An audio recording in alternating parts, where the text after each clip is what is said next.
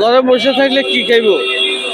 গতকালকে যেটা হয়েছে তার চেয়ে আজকে যেটা হয়েছে সেটাতে আমাদের একটু আতঙ্ক থেকে একটু কম, কিন্তু তারপর আমাদের যে আতঙ্ক আছে তার পাশাপাশি যে আমরা যে যে ব্যস্ততার যে কাজের যে আমাদের যে প্রচলিত যে প্রতিনিয়ত যেটা আমরা কাজ করে থাকি অফিস আদালত এবং প্রতিদিনের যেটা যাওয়া আসার যাত্রাপথে আমাদের যে সুবিধাটা আমরা কন্টিনিউ আল্লাহর রহমতে আল্লাহর দয়ায় আমরা চলতেছি। এখন আসলে প্রাকৃতিক দুর্যোগ তো এক জায়গায়, আর মানুষের লাইফস্টাইল, মানুষের চলাফেরা, খাওয়া, মানে সব কিছু তো করতে হবে, তাই না?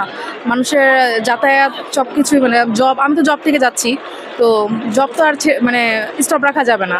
এক্সট্রিম মশার কয়েল প্ল্যান্ট ফাইবার দিয়ে তৈরি, তাই সহজে ভাঙে না, সুগন্ধিযুক্ত ও নিরবিচ্ছিন্নভাবে জ্বলে। ডেঙ্গু, চিকুনগুনিয়া বাহি সহ যে কোনো মশার বিরুদ্ধে দেয় এক্সট্রিম সুরক্ষা। ঘরে বসে থাকলে কি খাইব? সবাই কষ্ট করতে আছে, সবাই ফেরত দেয়, কষ্ট করতে আছে, সবাই আসতে আছে।